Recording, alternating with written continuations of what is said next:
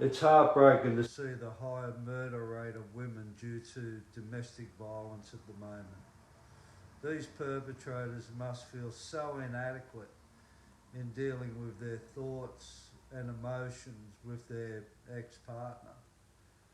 Anyone who kills a loved one shows the danger of those who refuse to take responsibility for their actions and behaviours by this acknowledgement, just acknowledging that, which can often be traced back to poor parenting skills.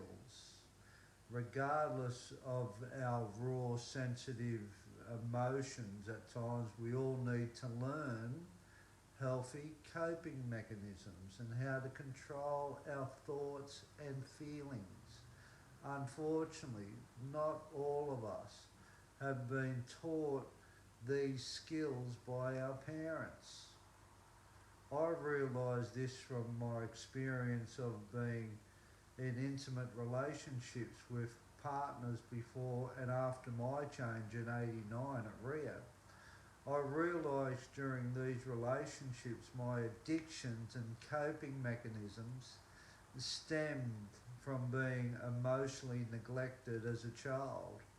Although I was not physically neglected, I could not be fully present in these intimate relationships healthfully. My ex partner would tell me this all the time. I was confused because I would tell her she had everything: money, home, travel, cars, and we were financially stable. I couldn't understand not being emotionally present. We would often argue heatedly about this subject. I just could not do enough to please her, I used to think, because emotionally, as I said, I couldn't connect with her on that deep level. The same way I couldn't connect with my mother when I married up those dots. I always felt a wedge between my mother and I. Addiction is an insidious disease. She was an alcoholic.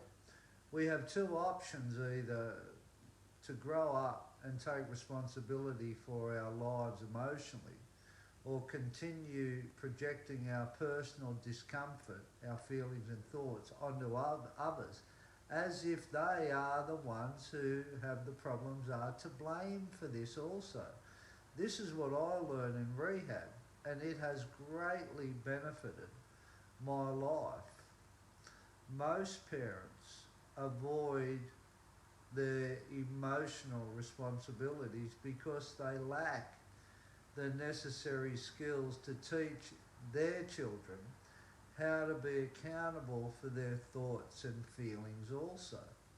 Some parents turn to their children because they never learnt to handle their feelings or were themselves parented the same and learnt that it is the child's role to take care of the parents. How crazy is that? Others may suffer from addiction or mental illness and lack the skills for this essential emotional care that parents need to learn to pass on to their children.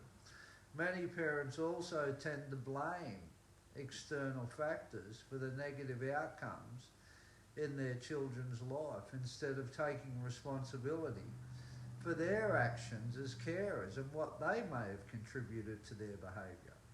This behaviour can be seen even in extreme cases, such as when a child becomes a domestic killer of their partners.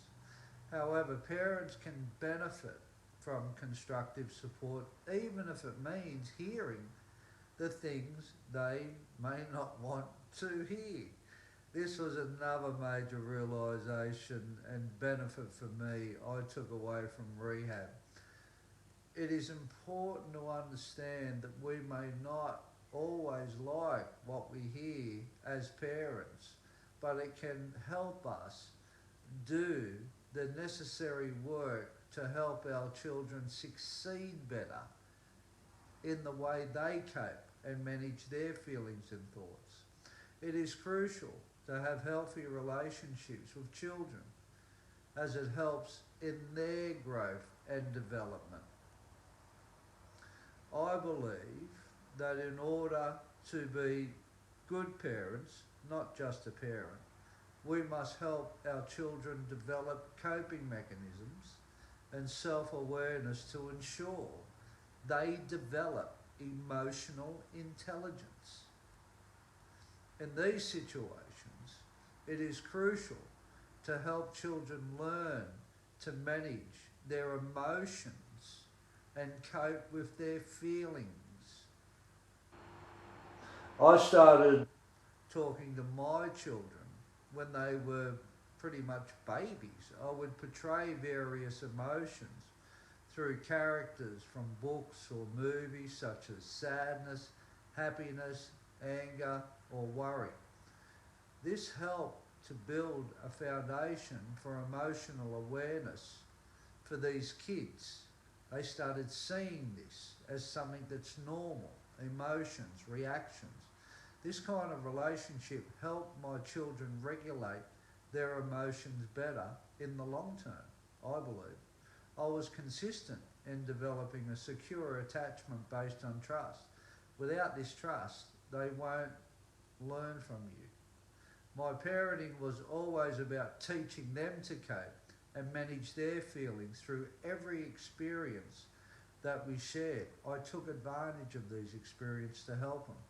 I would often ask them, how did that make you feel? Happy, angry, sad, worried?